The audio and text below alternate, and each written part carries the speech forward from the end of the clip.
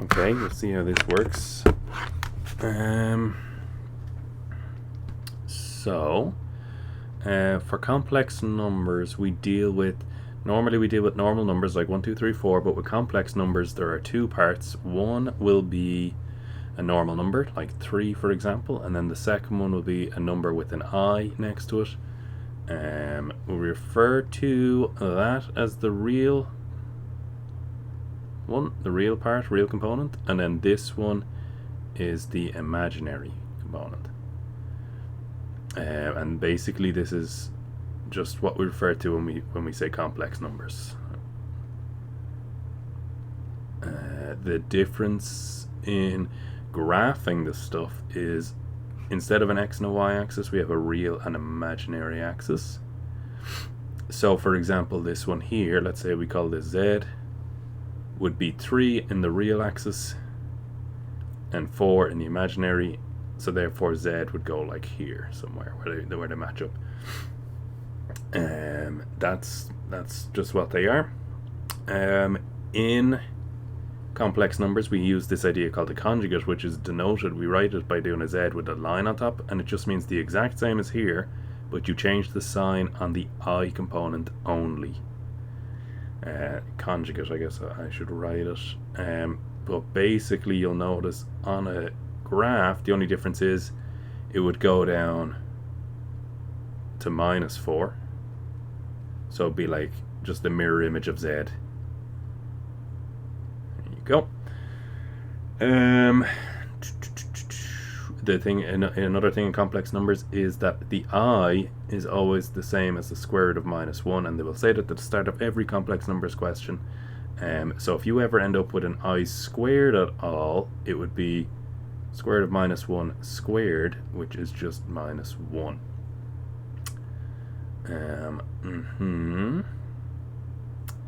I guess I'll just go straight into. So this stuff will be necessary for ordinary and honours, and at a certain point I will point out that from now on it's only necessary for the honours, but if I don't remember I'll hopefully put it in. I'll try to put it in afterwards. But basically you have to know how to add, subtract, multiply and divide complex numbers no matter what level you're doing.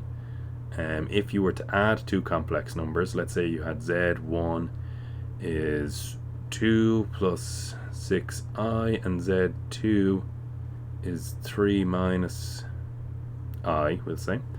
Very often the way they'll phrase it is they'll say what is z1, do it in a different color. It'll say what is z1 plus z2. That is just the question. And what you do is you just change z1 to 2 plus 6i, and then z2 to 3 minus I, just because that's what they told us what they were in the question. Then obviously I just made them up, so this one will be fine, but later on they mightn't turn out too nice. Then there's nothing in front of the brackets, so we can just write them as they are. And then like with x's, you add and subtract like terms. So the 2 and the 3 are both real, so that means our real number will be 5. And then 6 and -1, technically, don't forget, will be also 5, coincidentally, and that'll be our imaginary component. So that's what z1 plus z2 is. If it was z1 minus z2, it's pretty similar. The only difference is in front of the second bracket this time we'll have a minus, because if we replace z1 and z2 with what they were in the questions, we'll have this. And then while it's okay to just write the first bracket because there's nothing in front of it, you have to remember in front of it here is really a -1. So it'll be -3 plus I. Don't forget you're doing the minus on both of them. Then again you just add and subtract like terms. 2 and -3 makes -1, that's our real component. 6 and plus 1, don't forget, plus 7i. That's where minus is, that's minus sorted. z1 multiplied by z2 will very often be written side by side like this, it just means multiply them. Again, you just write them next to, or you just fill in for z1 and for z2, but you'll notice this time there's nothing in between them, so that means you have to multiply them together. Now, some people are going to remember this as when you put two brackets side by side. Some people will do these arrows, where we do first to first, first to second, second to first, second to second, and just multiply it out. I'll do it both ways, I suppose, just to be safe. I'm also going to do a better arrows because I do not like that. So this is the way I would have learned how to do it. If this isn't the way to do it, just that you know how to do it, just don't worry, I'll show you in a second. 6 minus 2i. 2 by 3 is 6, 2 by minus I is minus 2i. 6i by 3 is plus 18i. 6i by minus I is minus 6i squared. So plus by minus makes a minus, 6 by 1 makes a 6, I by an I makes an I squared. Do it, sign, letter, and number. Do them all separately if needs be. It might be easiest. Then you can add and subtract like terms. Basically, you'll notice we only have 2 so far. So together they would make plus 16i. Now, minus 6i squared, but whenever we have an I squared, we can replace it with minus 1. What has happened? Alright. Yeah, okay, we can replace it with minus 1.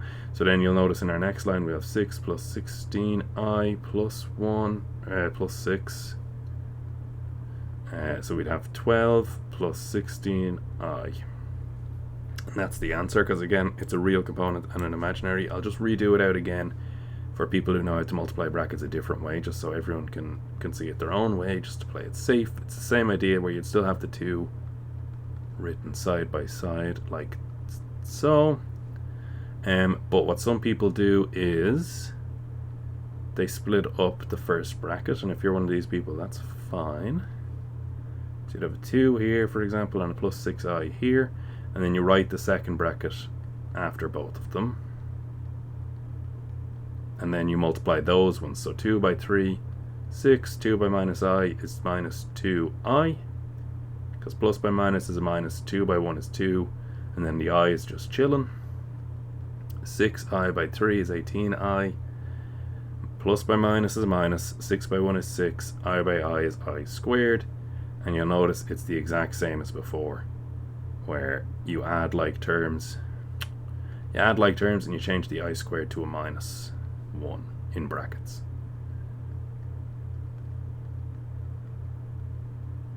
Yep, and then you get 6 plus 16i plus 6. Then add like terms, so you'd add the real components together, and the imaginary one was on its own at that point. Same answer, just a different way of doing it. Whatever you're into. Now, so that's adding, subtracting, multiplying. With subtracting, don't forget the minus has to go on both sides. I don't know if I stressed that enough. But this was 3 minus I, because there was a minus in front of it, it became minus 3. And then minus by minus makes this a plus I. And then I did multiplying both ways.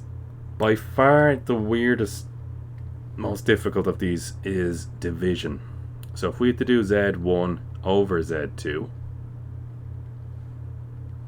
well, you'll notice when you sub it in, you just sub it in like normal. You get a fair amount of marks just for subbing it in normally correctly. I don't know, maybe that's wrong, maybe I have to look at that. But handy enough to sub it in. Then if you're ever doing division in complex numbers, we never want to have the I on the bottom. So what some genius figured out is, if you multiply the bottom by its conjugate, which as we said earlier would just be change the I sign, then it'll work out. You have to trust me. Whatever you do on the bottom, you have to do on the top. So you also multiply the top by the conjugate of the bottom. We're never going to get the conjugate of the top part. It's always the conjugate of the bottom twice. And then we just multiply it and we'll see where it goes, and hopefully we'll see. Now again, some people might need to do the multiplying out this way, and there might be a line or 2 extra involved. If it's okay with you guys, once you know that it is multiplying, you multiply the 2 top parts, you multiply the 2 bottom parts. Hopefully you'll be able to figure it out. But I'll just do it like quick shorthand, and get this. Now obviously that's going to be our answer from before, but I wouldn't worry. Well, no, not really, actually it's going to be similar.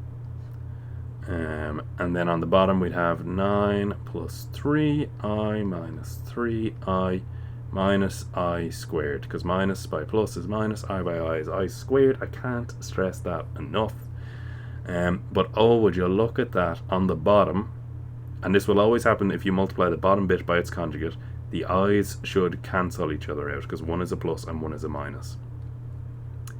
Then you change all the I squareds to minus 1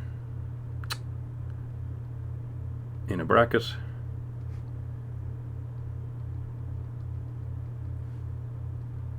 Add like terms. Oh yeah, okay, so it's gonna, on the top it's gonna look like this. On the bottom it's gonna look like this. And then weirdly, now this is a bad example, so I'll have to pick another one. The real numbers 6 and minus 6 cancel each other, and you're only left with 20i over 10. And now you can actually start the division. Now is the point where you actually do division. You say 20 divided by 10 is 2, and then there's still just an I chilling. So the answer is 2i, hopefully. Sometimes when you do the multiplication, it was just a lucky coincidence that these two cancelled out. It won't always work that way. If it doesn't, what you'll end up with is two components. You might end up with like 40 plus 20i, for example, over 10. And what you can do then is just split them like this, and then do each of those separate sums. Again, not what happened here, but what might happen in the future. They can play it either way. Sometimes they give you fractions in this part that don't even work out nice. You just leave them as, put them into your calculator to get as small a fraction as possible, as simplified a fraction as possible, but it might just be, you have to leave it as 3 over 7i, for example. Just the way it is. Now, I think not the last thing yet, but for ordinary in particular, what they will ask you to do is graph them on the arcant diagram. Like we said before, you find the real number, and that's where you go on the horizontal line. Then the imaginary number will tell you how far up or down you go on the vertical line, and then the point goes in the relevant spot. They might at a certain point ask you for what we call the modulus of z. I guess I'll do it down somewhere else. I'll do it completely new. They might ask you for the modulus of z. So let's say z is minus 2 plus 5i. On a graph, you go to minus 2 on the real axis, then the horizontal, so it'd be minus 2. You go to plus 5 on the imaginary, so it'd be somewhere like here. So therefore that point would be there. Now, if they ask you for this thing, where they put the z in between these two bars, they're basically asking you how far away the point is from 0, 0. So the length of this dotted line, for example, the point from the center to the point in question. And the trick is, you'll notice that if you drew a vertical line here, you'll make a right angle triangle where they're asking you for the length of the hypotenuse. So what we do is imagine it as a triangle, right angle triangle, where we know the distance from here to here, even though it's a minus 2, the distance is only 2. The minus just told us that we went to the left 2 spaces, but here in this diagram we only cared that it is 2 spaces. Doesn't matter here what direction you're going in. Same here, but with this one, it went up a height of 5, so the length of this line is 5. So you put a 5 here, and then if you remember your trigonometry, the side across from the right angle is always the hypotenuse, and the other 2 sides will be the opposite and the adjacent, and you just do Pythagoras' theorem. So you would say like this. It doesn't again matter which one is O and which one is A, as long as H is the one on its own. H squared equals 25 plus 4, I guess. H squared equals 29, and then the opposite of squared is square root, and not circled, as one of you said to me before. So the square root of 29 would be your answer to this question. They ask you for the modulus of something, you basically have to do Pythagoras' theorem. Now, you won't always have to do or have the diagram handy, but if you'll notice, what I did in Pythagoras' theorem was basically just use the two numbers that were in the question. So even if they ask you for the modulus of something and there's no diagram, you can just treat it like this, where if they said, what's the modulus of 2 plus 2i? Bad example for this, actually. I will use 3i. Then all you have to do for that question is do Pythagoras' theorem with these two numbers, like what I did with these two numbers. And you always want to find the hypotenuse in this scenario. So it'll be like that. You don't include the I, you don't include the minus, because as we saw, the minus doesn't matter which direction it is. If there's a minus, there is no minus in this one. But if there was, you don't include it, you don't include the I, and then you just do Pythagoras' theorem like normal. And that is your answer. Now, sometimes they will be super snaky about it, and they will ask you to find... If we go back up here, I'll just use these just because I already have them. I already have some written out. They might say, what is the modulus of Z1 minus Z2? Using these, pretending that they're the ones that they gave us in the question. What you would have to do first is, ignoring the modulus bars, do what Z1 minus Z2 is, find the answer and get the modulus of the answer, like what we did here. You see the way it's Z1 minus Z2 already? We know the answer is minus 1 plus 7i. If we didn't already have that done, we would just do the subtraction like we normally would. But now that we know that the answer is minus 1 plus 7i, really we know this question is, what's the modulus of minus 1 plus 7i? They are modulus bars. And then what you remember, hopefully, is all you do for the modulus is you do Pythagoras' theorem using the two numbers involved. You do not include i's and you do not include minuses. So it would end up being like this.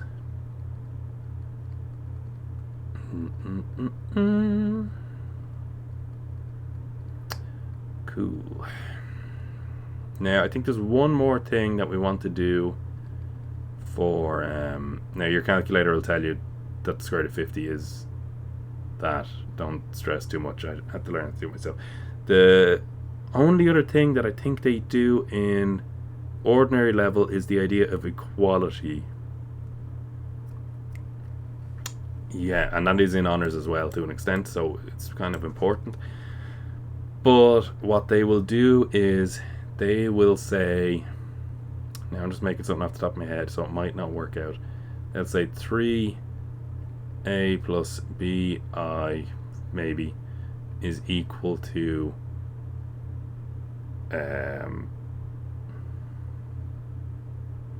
5 times 2 minus 6i minus 1. And your job is to figure out what a and b are. Normally you'd be used to seeing this if it was an x, and it'd be a lot easier because you just get x on its own.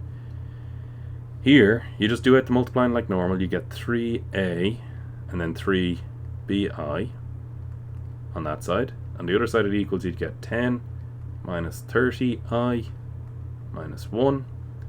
So you have 3a plus 3bi equals 9 minus 30i. Now, at this point what we say is, normally we'd have x equals a number and that's just the answer. Here, you notice we have a real and imaginary equal to real and imaginary. And the logic is that the real has to be equal to the real and the imaginary has to be equal to the imaginary. So we can now do is, and I'll do blue for real, we can say that 3a has to be the same as 9, and red for imaginary, then the 3b has to be the same as minus 30. The i's, we don't need the i's at this point, they just told us that that's what matched up, otherwise we don't really actually need them for the maths. Then use algebra to figure out what a is. You divide both sides by 3, for example. I don't know, other people might do that a different way, but then they would cancel. And you get a equals 3. And here you divide everything by 3 as well, just because of what I picked, and you get b is equal to minus 10. So if two things in complex numbers are equal, the reals have to equal the reals, and the imaginaries have to equal the imaginaries. Sometimes you'll end up with more than, I just picked a really easy example. Sometimes when you put the reals together and the imaginaries together and make two new equations like I did here, where there's a split between them, you will end up with A's and B's in the blue and A's and B's in the red, and the only way to solve them is to then do simultaneous equations. And I think that is everything for ordinary. They might get more complicated than that, but this is more so just a quick reminder, quick refresher. If you have anything else you want me to do, or is there any mistakes, by all means just contact me, just tell me, and hopefully I'll try to fix it. But I guess, unless I'm forgetting something, and if I am, I will fix it, but if I'm forgetting, unless I'm forgetting something, that's everything you need for ordinary level, basically. Some of the questions might be slightly more complicated, but those are the basics. And I know it's a bit of a mess, but I don't know. Just sporadic, I guess. I guess we'll move on to honors level now. So I just need the honors stuff, I suppose. Alright, in honors, we have much the same idea that when you graph something, for example, what one did I see the other day? Minus root 3 plus I. The minus 3 is the real aspect, so you go to minus 3 on the horizontal line, the real axis, which is roughly minus 1.7. So it'll be like there. Ooh. And then there's a plus 1 in front of the I, so we go to plus 1 on the imaginary axis, which would be like there, and then Z, well, we call it Z. Z would be there. Now, that is called rectangular form, because when you do it on a graph, I guess, it looks kind of like a rectangle.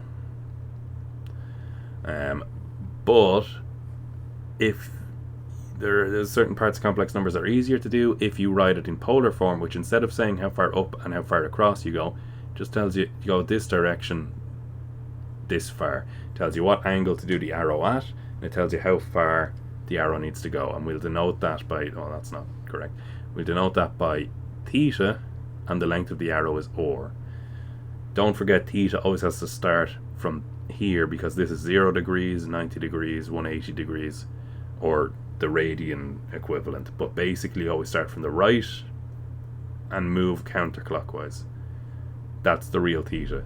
When we do the maths, we're going to get the angle in here, but then you have to remember that in this quadrant it's like going 180 degrees and taking away that small angle. And in the relevant quadrants, I'll write that in as well actually while I'm here. It might make more sense afterwards when we're in the middle of the question, but I'm just going to write it now just in case. And then this one would be 360 minus theta.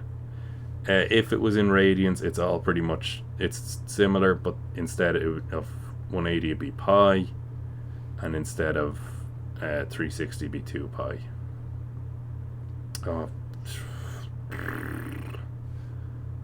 Pi plus, I really shouldn't use theta here, but what are you going to do? So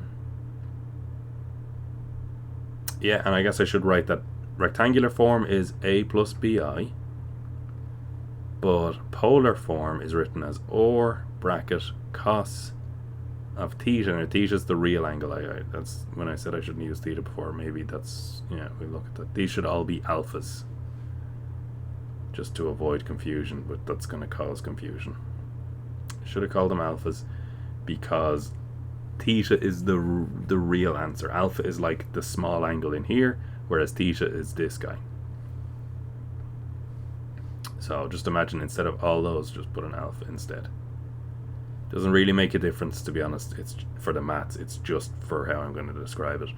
So if we want to write it in polar form, we need to know what or is, which is the length of the arrow, and we need to know what theta is, which is the angle from this line counterclockwise to wherever the line is. Obviously in R1 it's just going to be to here. But like with the other question I did earlier, if you'll notice, if you draw a vertical line, you will always make a right angle triangle. And what we're going to do is we're going to reimagine that right angle triangle over here.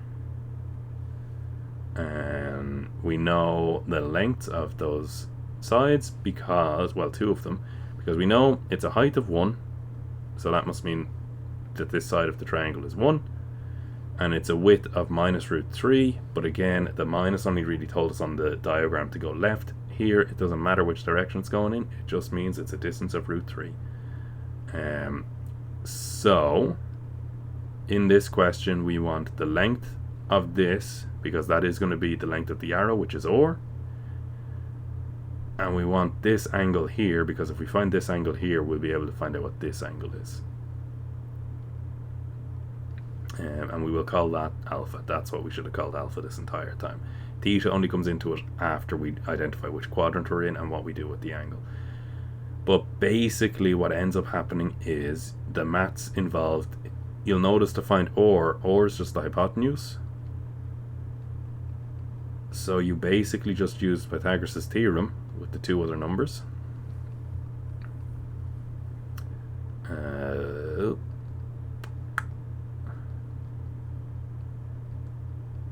And that's what or would be.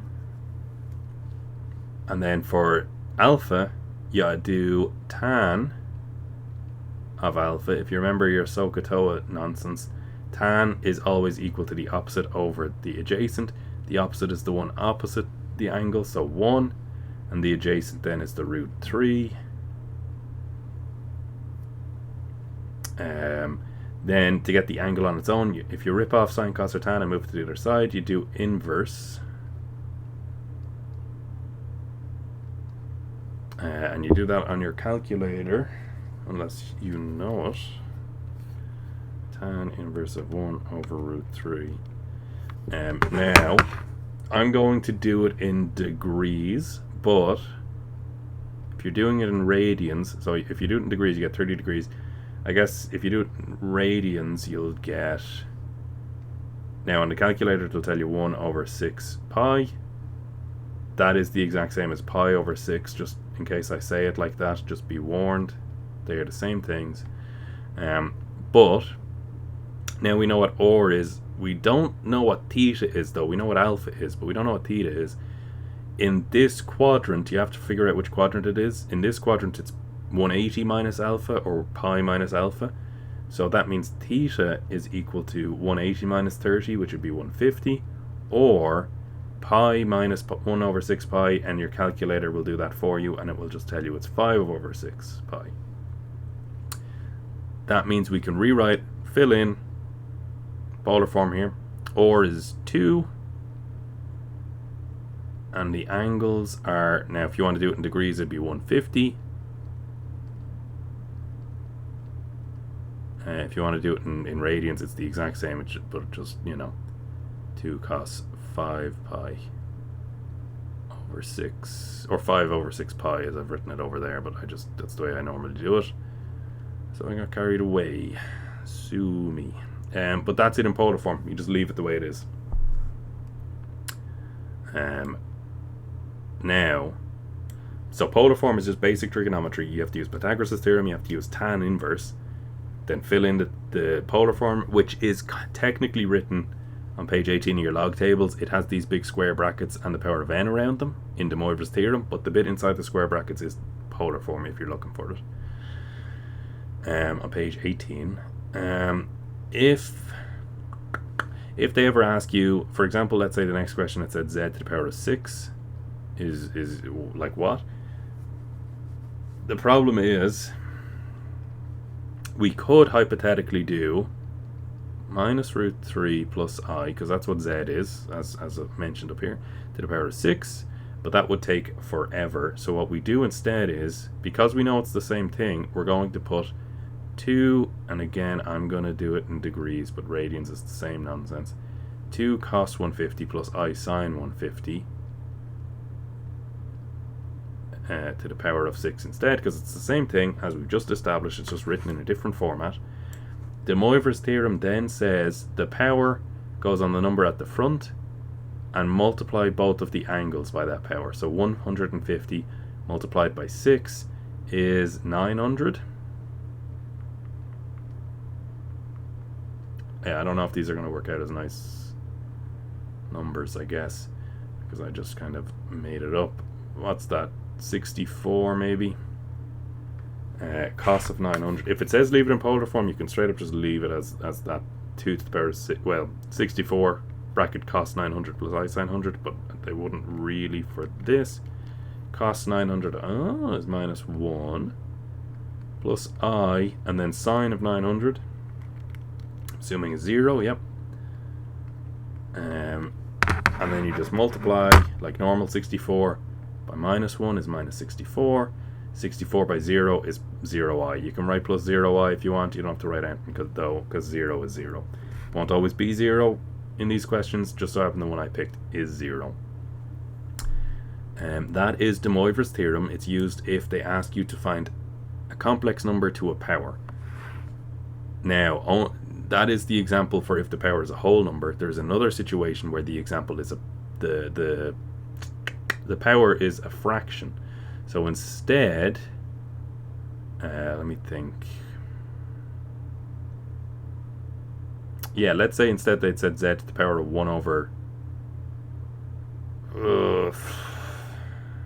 2, I suppose we'll say, just to keep it nice and easy. It might be 1 over 3, it might be 1 over 4, it might be so on. But looking at the numbers that I already have, this would, not mess it up too much.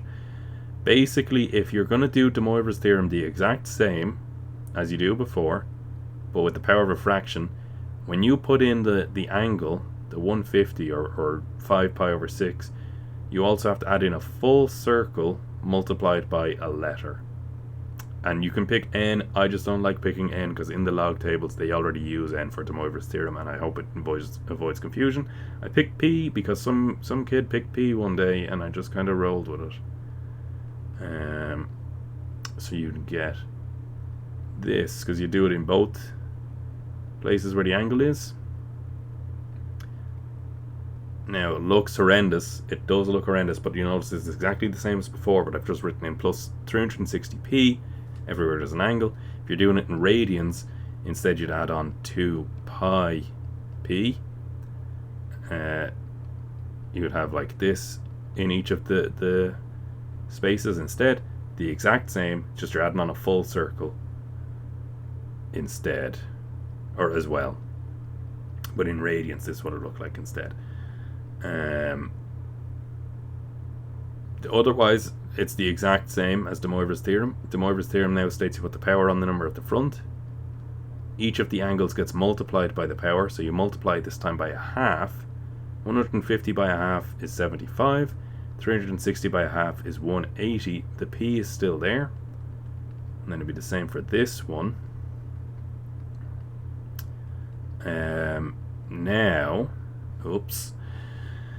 Now, the problem is normally we would just put stuff into our calculator, but we can't because there's a p in it. So what happens is we start off with p being equal to 0, we sub it in everywhere, and we do that maths out. Get 2 to the power of a half times cos 75 plus 180 times 0. Same with the sine.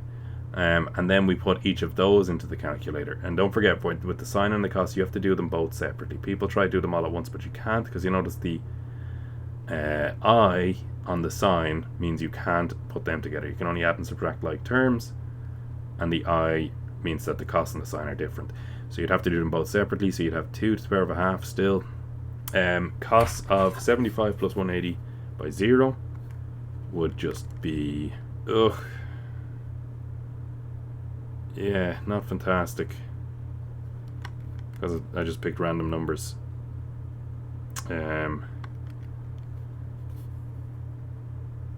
I'll just do it as a decimal place to 2 decimal places, but normally they pick numbers that work out nicer than this. Just bear with me, the fact that I'm just making all up these numbers off the top of my head. And then when you do it with sine of 75 to 2 decimal places, 0.97, I suppose, and then you'd multiply each of those by 2 to the power of a half, and you'll notice that 2 to the power of a half is actually this. If you ever put something to the power of a half, it's the same as saying the square root of that number, so you multiply by the square root of 2.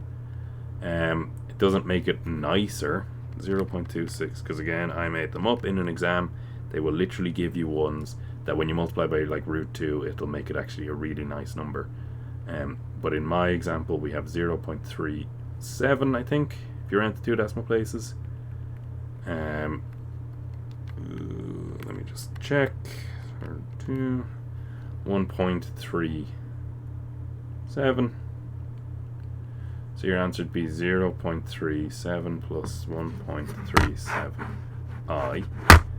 Then you actually have to do it again, but with p equals 1. And the idea is you keep doing it until the answers start looping.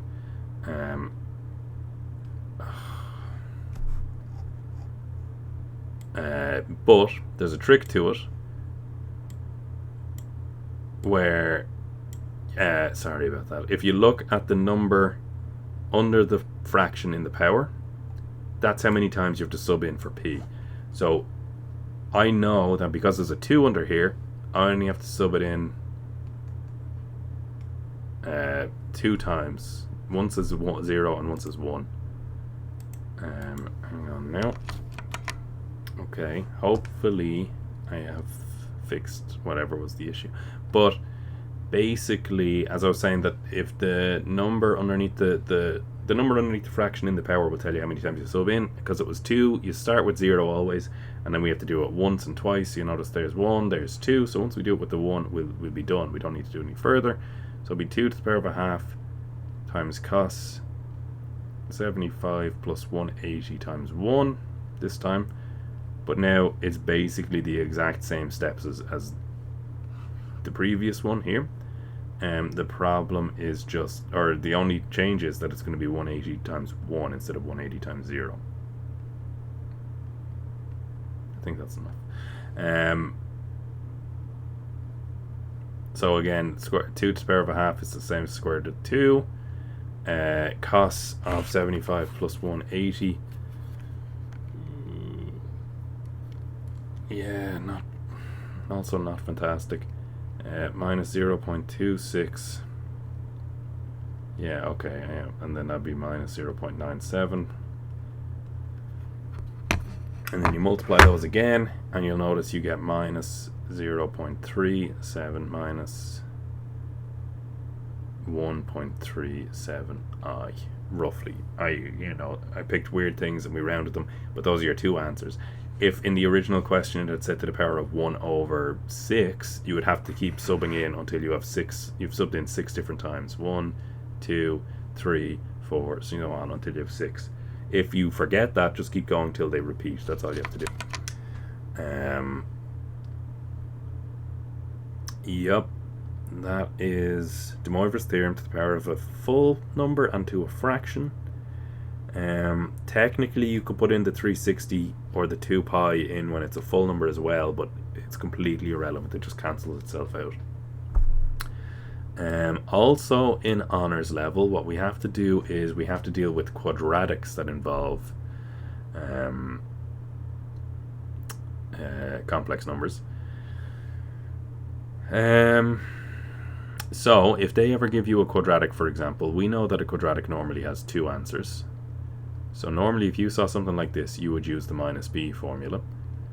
The minus b formula will work in a lot of complex numbers questions. There was a mock question I saw once where they did it where it was super nasty, where they ended up, it did work out, but you'd have to do some intense maths where you'd have to actually do De Moivre's theorem to solve the minus b formula, which was, I know, I've never seen them do that in an actual leaving cert, and they probably wouldn't, unless I just haven't actually seen it. But in complex numbers, it's the exact same scenario, except obviously it's written with z's instead of x's. Now, there's a super handy thing where, let's say the question, and it literally has said this before, where I might say 2 minus I is a root of a quadratic that looks like this. What is the other root? As long as A, B, and C don't have z's in them, or i's in them, sorry, my apologies. So basically, as long as they are all real numbers, they don't have any imaginary numbers, we can apply this thing called the conjugate root theorem, which says that as long as there's no i's in here, here, or here, then the conjugate root theorem holds, and then the other root is 2 plus I. So if there's no i's, every root its conjugate is also a root. That's just it, and that's like your answer. They will ask you, if this is a root, what's the other root?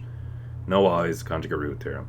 If there are i's, it gets a bit more difficult, and there was a question recently in that, and I'll go through that in a minute, but what I want to point out is sometimes they'll also give you a cubic equation, and you'll notice for the cubic equation you'll have like z cubed at the start, so there'll be 3 answers. But if there's no i's, the conjugate root theorem still holds. But if there are 3 answers, and every answer has to have its if there's 3 roots and every root has to have its conjugate involved, how does that happen? Well, for example, it would be that one root is 2 minus I and the other one is 2 plus I, because they are each other's conjugates like before, but there's also space for a third one, and its conjugate also has to be a root, but there's no room for it. So in that situation, the third root is its own conjugate, because if you think about it, the number 3, for example, is its own conjugate, because 3 is like 3 plus 0i, and the conjugate of that would be 3 minus 0i, but because adding and subtracting 0 is just irrelevant, 3 is its own conjugate. So in a complex number, or a complex number's cubic, one of the answers, if the complex conjugate applies, one of the answers will just be a real number, z equals 3, whereas the other 2 are z equals some complex number that you're used to seeing. Keep that in mind. I might, if I find questions, come back and just add them on later. Let me see. So this question was given recently. I think in the mocks, the 2022 mock papers, the 6 years in Ratot at the sit were given this, but it was a different story altogether. And they told you that 2i, yeah, I think it was 2i. 2i is a root. Sometimes I might ask you to verify that 2i is a root. If it says it's a root, that means z equals 2i. And that means you can sub in 2i everywhere you see z. And it should work. It should get 0. And this works in real numbers as well. If something is a root, you can just straight up sub it in everywhere you see x or z in complex numbers questions, and it should be equal to 0. So if 2i squared would be 4i squared, this would be minus, so I'm going to multiply 1 plus 3i by 2i first and get 2i plus 6i squared. And that, we don't need to write that bracket anymore because it's just really a plus 1 in front of it. Anything with an I squared, you can change it to a minus of itself. Basically, I squared gets replaced with minus 1 in a bracket. I'm just going to skip that step, if that's okay. And then you notice you get minus 4 minus 2i plus 6, because of the minus that was in front of the bracket. You get this guy. And then the reals, if you put them together, you'll notice they get 0, and the imaginaries, you put them together, you get also 0. So that proves that it is a root. Sometimes they'll ask, prove this is a root, verify this is a root, whatever. It just means sub it in. This question then also asked you to find the other root. Now, there's like 4 different ways of doing this. I guess I will... Well, I can't do one of them, as I said, because this is the question I was talking about earlier, where they deliberately made it weird that it wouldn't work out nice, but we'll talk about it. Basically, the quickest way of doing this, but people don't remember it, is every quadratic fits in the format of, and I'll do it with x squareds because it works for reals as well. It fits this format, where the sum and the product are the sum and the product of the 2 roots of the question. So in our example, you'll notice that there's already a minus. The minus is what people always forget. The number in front of the x or the number in front of the z is minus whatever the sum of the 2 roots is. So in our example, one of our roots is 2i, and the sum of our roots is the 1 plus 3i. We can ignore the minus because the minus is always in front of the sum. So we know that 2i was added to something, and we got 1 plus 3i as a result. You bring the 2i over, make it a minus. to undo the adding that we would have done. And you'll notice we found out that the other root is 1 plus I. That's it. You could also do it with the product. It's slightly longer, but basically 2i multiplied by something gave us the minus 2 plus 2i. Then you would divide both sides by 2i. Cancel, cancel. And then just trust me, after you do the division where you multiply the top and the bottom by the conjugate, which would be minus 2i,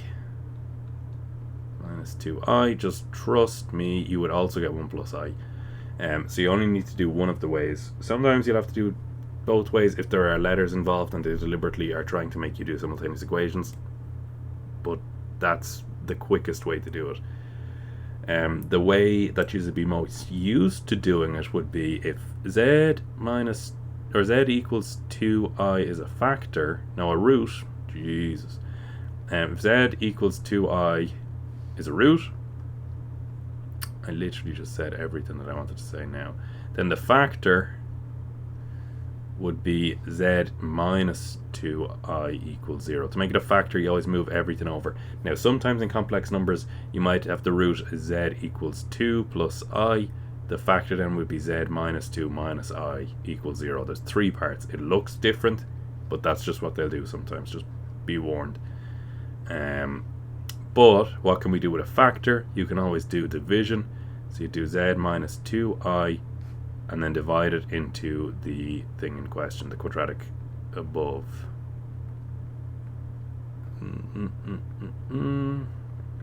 Now, the problem is with this, it can get very messy. With long division, you always do the first thing on the left divided into the first thing that's left inside. So you would say it's going to be z squared divided by z, which would cancel down to just z. Whatever you get there, you put on top. Whatever you put on top, you multiply down by these two things. So you'd get z by z is z squared, z by minus 2i z. You draw a line, you change the signs, these will cancel. But this part messes people up all the time. That is difficult to do as is, and you don't want to do like algebra down here because it just makes a mess. So like taking this to the side, I like to take this stuff to the side and write it out like this. So that's exactly what we were doing here. Minus this by z plus 2i by z, like we're doing here. Multiply it out, so you get minus 1z minus 3iz plus 2iz. Add and subtract like terms, which is just these two because they are both iz terms. You get minus 1z minus iz. Now, the idea is we want to go back to only having one z like before, as opposed to the 2 that we have here. So we take out what's common, which is z. So you can have 1 minus I in a bracket with a z chill. You can put the z in front, but it doesn't matter. It does not matter. And then because we took this and got to here, and I got this as an answer, we can now put this in here. So down here we'd have this. Then you bring down this lad here. Then, like with division, you always do the first thing divided into the first thing.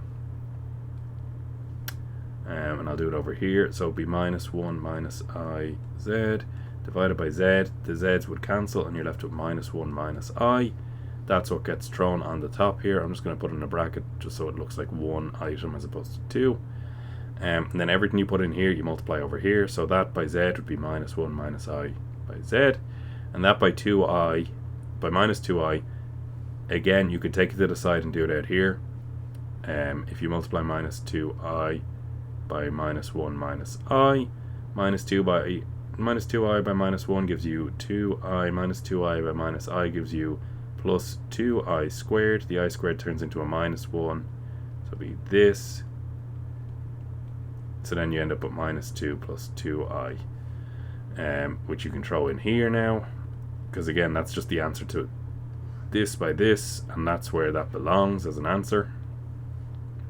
And oh look, if you draw your line and you change your signs, stuff cancels. Crazy.